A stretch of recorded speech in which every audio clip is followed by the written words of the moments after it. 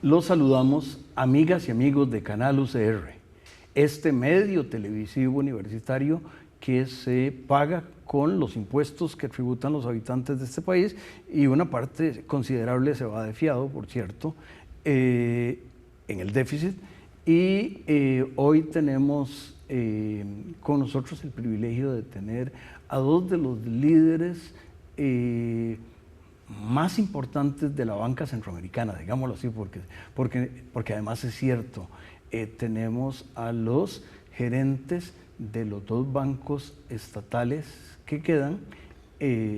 Cuando yo era niño había cuatro.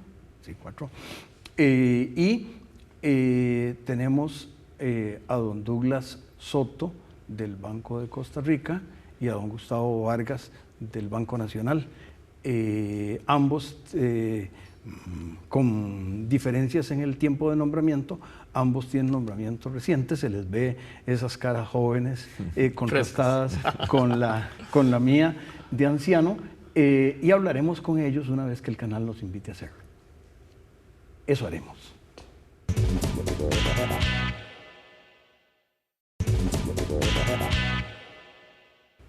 Continuamos, amigas y amigos, en esta fiesta bancaria, como recordarán los que empezaron con el programa, tenemos a don Douglas Soto y a don Gustavo Vargas. Don Gustavo, ¿a dónde fue usted a la escuela primaria?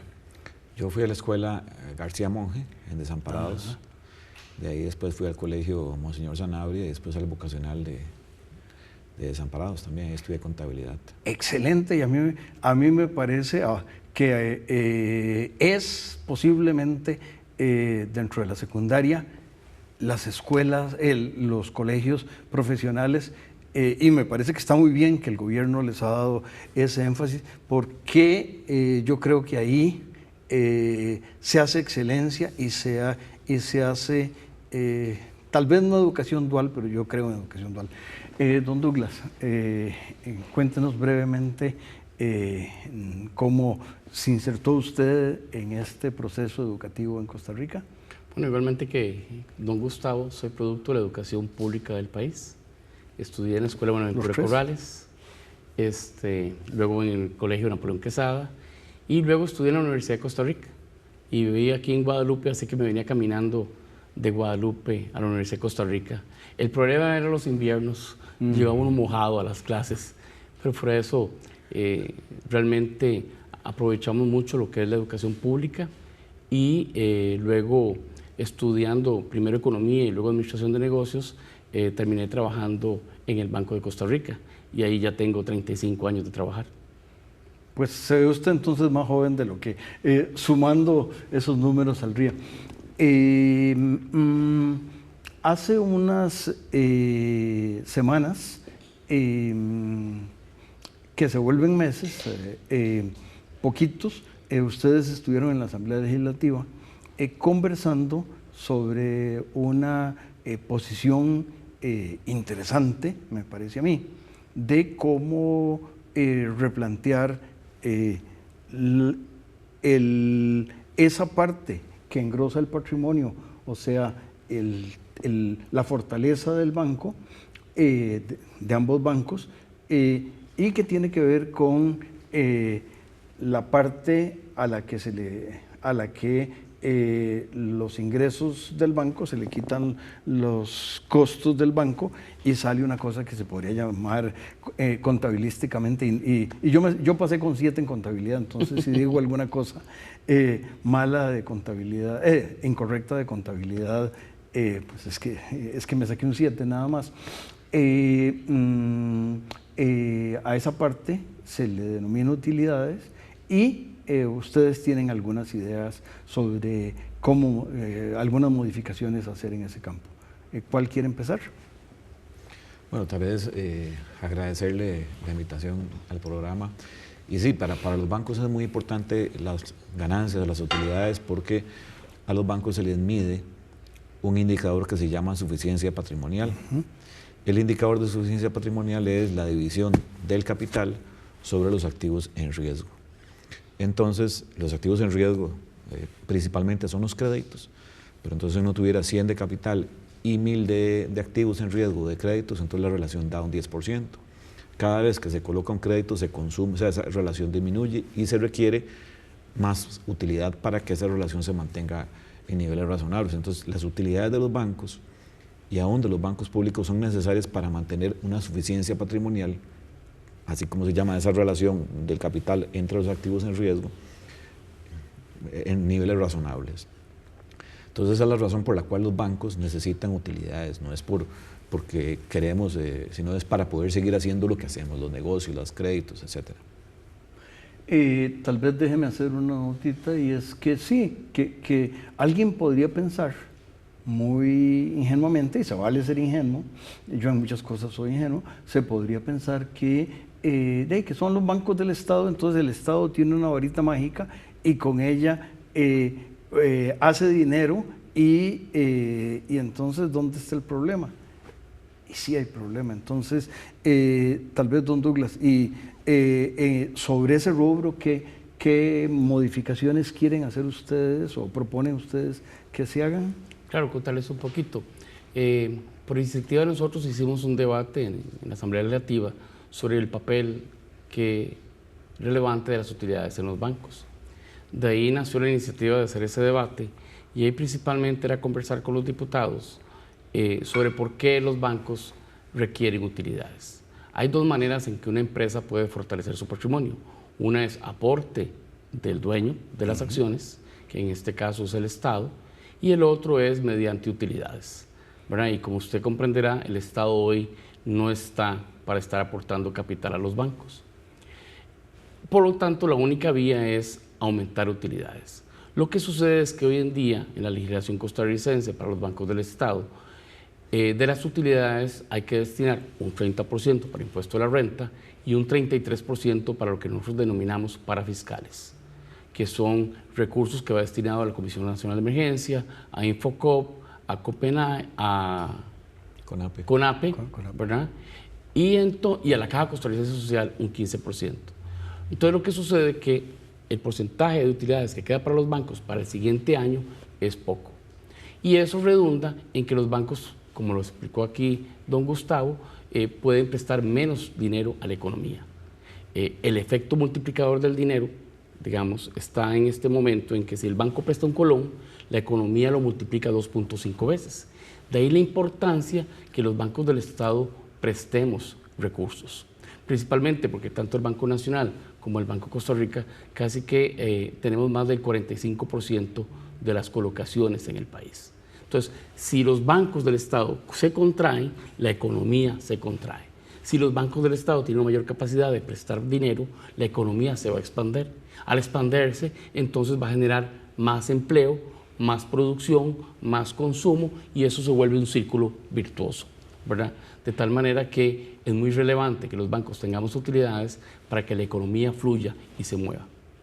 Sí, en ese sentido, doña Edna, la coordinadora del grupo económico del actual gobierno, está hablando de reactivación.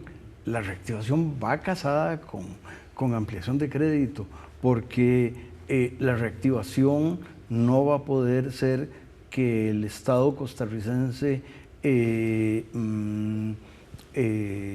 contrate a gente que vaya acabando una zanja y otros que vengan detrás tapándola, y esa era una anécdota que se hacía sobre Estados Unidos después de la Gran Depresión de los años 30.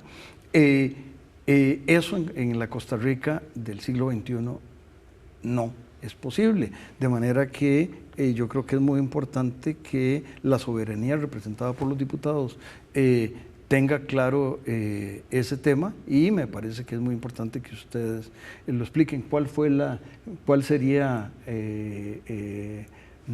a través de las preguntas que ellos hicieron y otros comentarios, cuál es la reacción de ustedes o cuál es la apreciación, sin adelantar criterio, como dicen los abogados, de el destino de esa propuesta, porque lo que yo entiendo que se está proponiendo es que algunas de esas cargas se disminuyan o incluso algunas desaparezcan.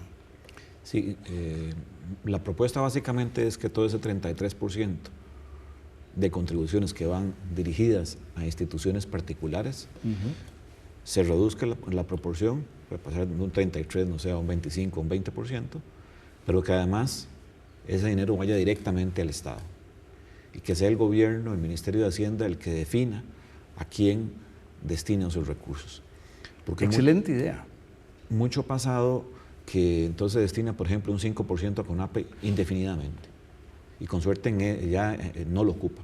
Y entonces el gobierno tiene otras necesidades. Entonces lo más importante, por supuesto, para nosotros es que se reduzca la carga, pero además que eso vaya directo al gobierno para que sea año con año, de forma transparente, como se hace la ejecución de presupuesto, que se diga, bueno, este año esta plata la vamos a usar para esto.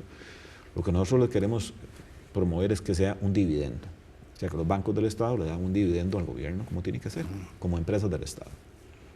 Esa es la idea. Excelente. Toquémoslo brevemente, don Douglas. El año pasado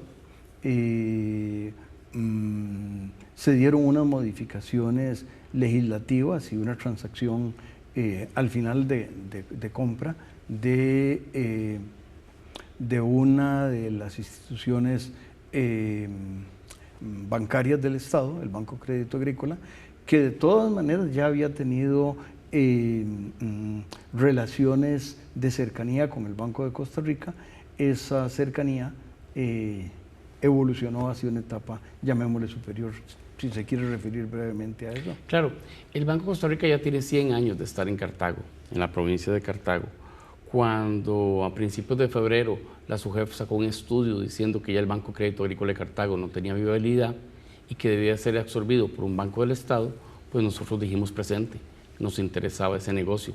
¿Por qué nos interesaba ese negocio? Bueno, principalmente porque tenía una cartera de alrededor de 175.000 millones de colones, 160.000 millones de colones, activos alrededor de 175.000 millones de colones, tenía una serie de software que nos interesaba, tenía una serie de activos inmuebles que nos interesaba, tenía el negocio de la administración de impuestos, tenía el negocio de el IMAS, tenía una serie de fideicomisos que a nosotros nos interesaba. A raíz de eso nos reunimos con el superintendente, que en ese momento era doña Rocío Aguilar, y con el interventor, que era Marco Hernández, y le mostramos nuestro interés. Ahí comenzamos a trabajar en un proyecto de ley para blindar al Banco de Costa Rica, que al absorber Bancrédito no se hubiera afectado, y efectivamente a principios del mes de septiembre se aprobó. Los diputados compraron la idea y así logramos que el país no perdiera 175.000 millones de colones. Lo absorbimos, le pagamos la deuda a Hacienda de 134.000 millones de colones y ahora estamos administrando esos activos que hubieran sido activos improductivos, hoy serán activos productivos. Por supuesto que ahí viene una serie de bienes que han sido adquiridos por el Banco Crédito Agrícola, alrededor de 36.000 millones de colones, y la meta para este año es venderlos. Excelente, y esperamos que el canal nos invite a regresar. Eso haremos.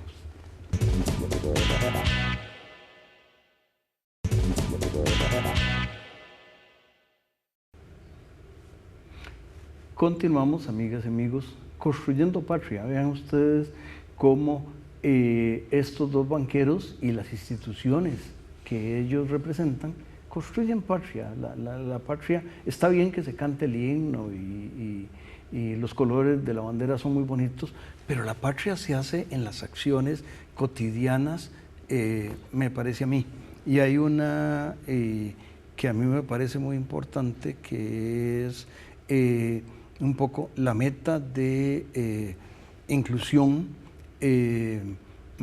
porque de alguna manera estamos hablando de hacer ciudadanos bancarios a los miembros de este país, y eso me parece muy importante. qué medidas han tomado y si le parece, don Gustavo, empecemos con usted. Sí, muy importante porque los bancos del Estado están para promover el desarrollo del país y una parte fundamental de promover ese desarrollo del país es la inclusión financiera, la bancarización.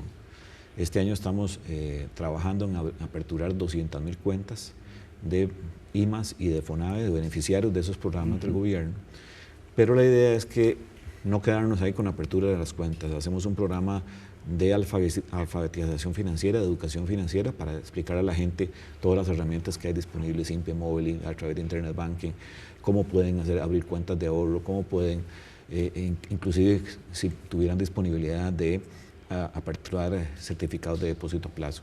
Entonces, con esas 200.000 cuentas esperamos incrementar la bancarización, la inclusión financiera.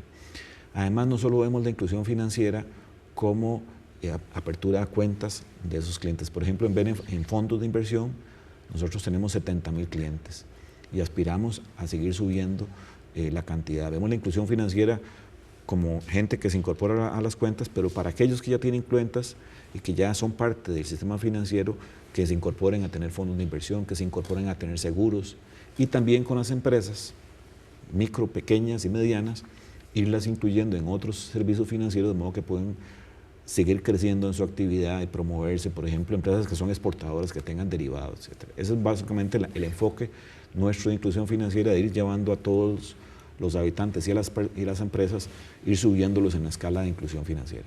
Bueno, y ahí yo mencioné Simpe Móvil porque me parece que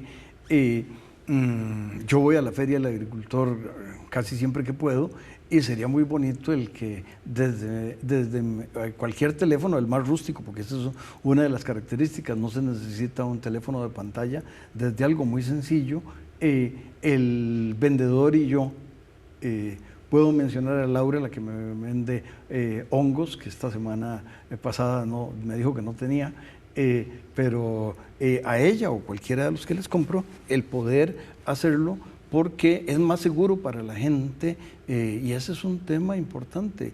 La gente se preocupa por los temas de seguridad y cuanto más bancarización haya, menos dinero circula y todos vamos teniendo acceso, y por eso está un poco lo que usted habló de inversión, etapas superiores de rentabilidad, es decir, en una cuenta corriente la tasa de interés en la mayoría de los casos es cero, pero en otros niveles es mayor. ¿Qué ha venido haciendo en inclusión, don Douglas, el Banco de Costa Rica y el ampliado? Ese tema muy importante. Tanto el Banco Nacional como nosotros, en coordinación con el gobierno, estamos trabajando para eliminar el efectivo del transporte público. En la primera etapa va a ser con los trenes, ¿verdad? Y ahí estamos los dos trabajando fuertemente en eso. También, como usted dice, desarrollando aplicaciones a nivel de teléfonos, ¿verdad? Hoy más del 50% de la población es menos de 35 años y esas personas son ya les da pereza ir a una oficina bancaria y entonces quieren su aplicación a teléfono móvil. Y otro aspecto que estamos trabajando fuertemente es lo de corresponsales no financieros. Nosotros le denominamos Tucán. Son convenios que hacemos con pequeños pulperos, pequeños microempresarios, abastecedores, donde les damos un dinero extra.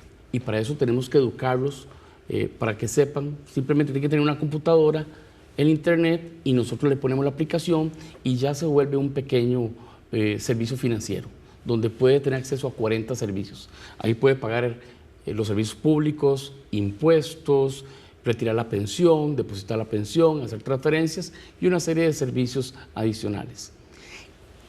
Lo que nos permite este producto es llegar a zonas rurales, que poner una oficina es muy caro, ¿verdad? Pero con Tucanes damos un servicio de llegar a zonas rurales, le permitimos un ingreso extra a pequeños microempresarios y entonces generamos esa inclusión financiera de la que conversa don Gustavo, ¿verdad? Hay una gran cantidad de población que no tiene una cuenta corriente, una cuenta de ahorros, y ahí nos permite a nosotros, mediante esos servicios, hasta abrir una cuenta que nosotros llamamos de CES, que es una cuenta simplificada, con copia de la cédula y un depósito pequeño, puede abrir la cuenta. De esa manera estamos trabajando lo que es inclusión financiera. Entre más se desarrolle un país desde ese punto de vista de lograr educar a la población con las entidades financieras, la economía va a estar mucho mejor, ¿verdad? Eso es democracia. Es democracia financiera. Es democratizar, los servicios financieros. Exactamente.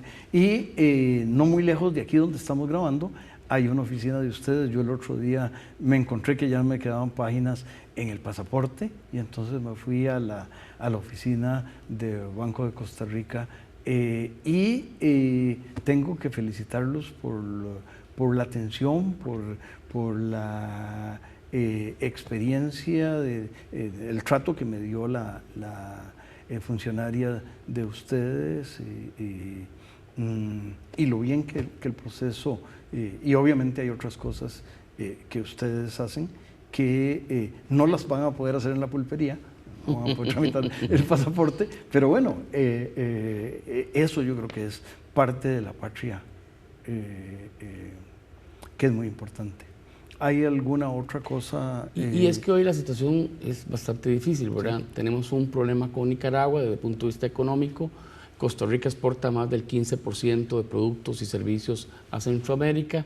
Tenemos una también situación a nivel externo de crecimiento de tasas, ¿verdad? La economía está contraída, creció el año pasado 2.7%, según pronóstico del Banco Central va a crecer un 3.2% este año, y ahí entonces los bancos, principalmente los bancos del Estado, tenemos que ser creativos para ver cómo le ayudamos a desarrollar la economía, ¿verdad? Cómo impulsamos a darle confianza al consumidor, cómo le damos confianza al empresario, cómo damos condiciones blandas para estimular la economía, y ahí jugamos un papel relevante para que esta economía este año tenga un mayor impulso y mayor confianza, dada la situación tan difícil que pasamos el año pasado.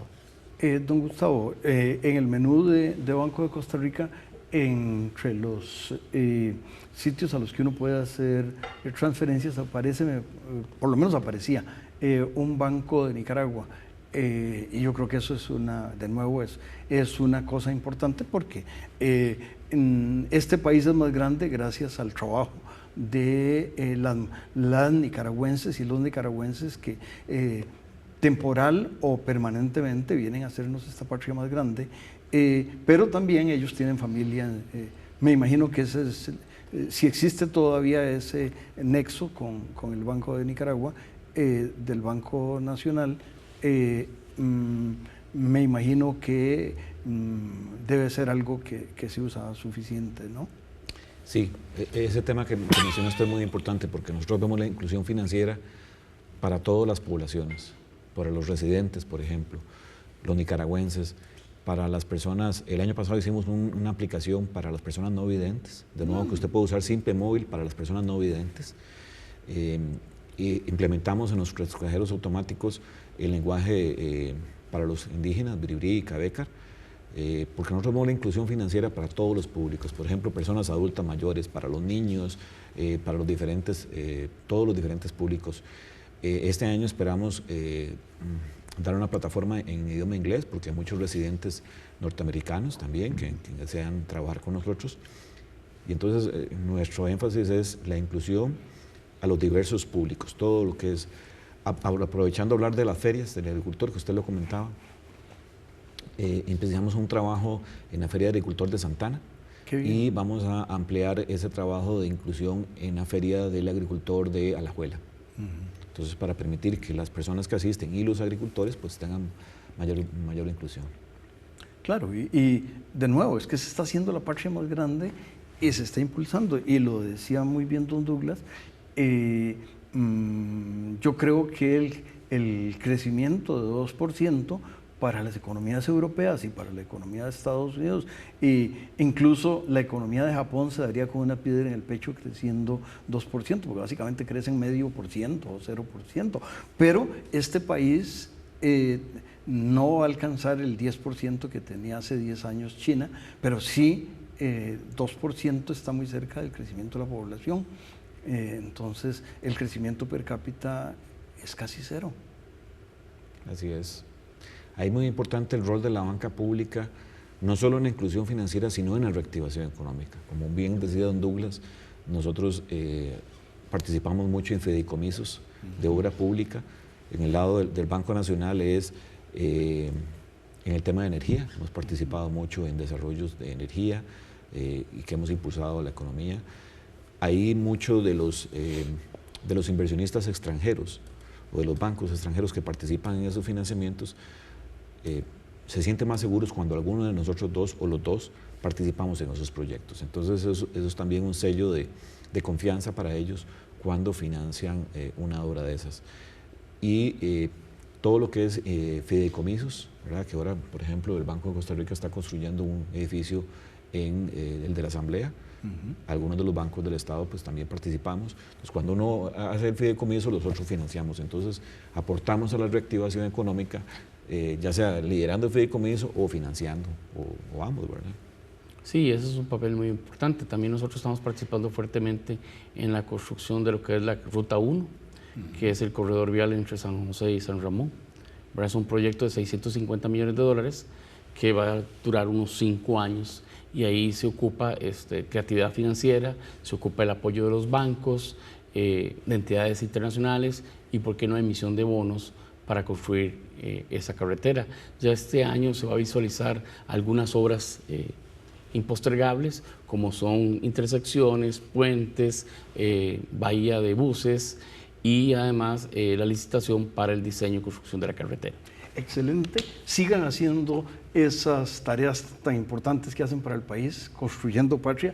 Y a las amigas y amigos los invitamos a que la próxima semana, en los tiempos y circunstancias que prefieran, nos acompañen y quédense con Canal UCR, donde hacemos la televisión que ustedes se merecen. Felicitaciones. Muchas gracias. Muchas gracias.